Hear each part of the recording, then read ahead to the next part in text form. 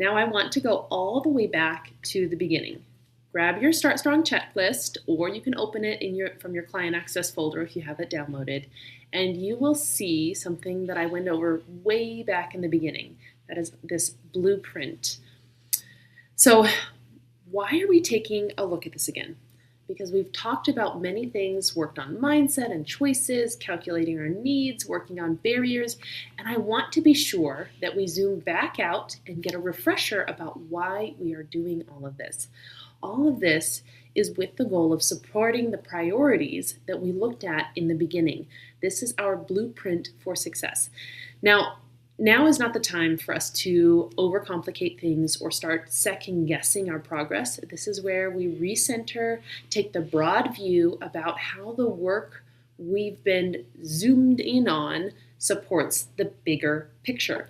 So let's look at the system you've been building, and more importantly, the system that has been driving your results in this entire time, because nothing that we've done in this program has been random. If you think back to that Start Strong checklist, the body composition and metabolism priorities that we introduced in the very beginning, everything we've worked on has been reinforcing these same core pillars here.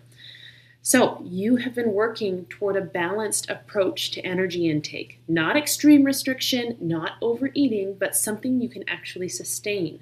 We can eat the healthiest we've ever eaten, but if our intake is more than our energy expenditure, there is no weight change.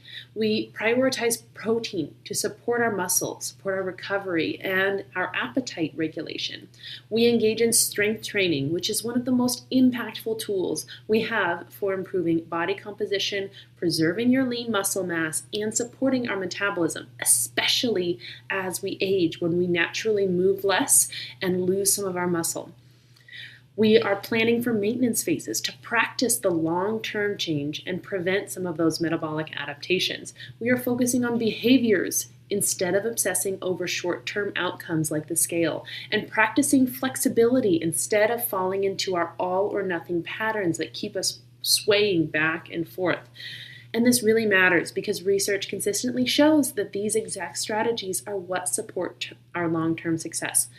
For example, large reviews actually in exercise science show that resistance training plays a key role in maintaining lean mass during fat loss, which directly impacts how your body looks and functions over time.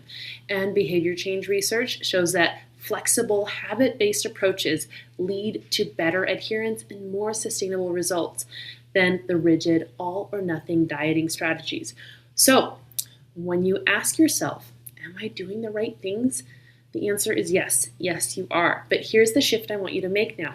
These are not rules that you have to follow perfectly. They are principles that you've already been practicing. And that's a really important distinction because rules create a lot of the pressure, but principles create that consistency, a foundation for you to stand on.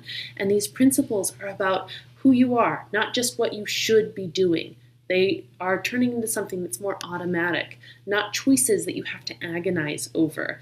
And what actually drives results isn't doing anything perfectly, it's repeating the right behaviors consistently enough over time, over and over and over again. So instead of asking, what should I be doing differently? I want you to start asking, how do I keep doing what's already working? Because at this point, you don't need a new plan. You need to continue applying this one with a little more ownership and a little more awareness. For example, you don't need a new diet.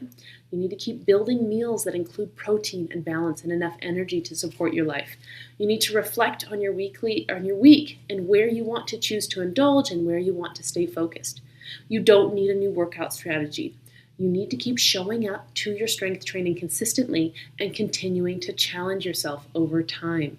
You need to check in and see where things might slip and make plans for the seasons of life that are overly busy. You don't need perfect weeks. You need repeatable weeks, the kind you can carry into busy seasons and stressful moments in real life. You need to recognize all of the other benefits you feel when you prioritize your health, your energy, and your mood, and your confidence, and that's the system.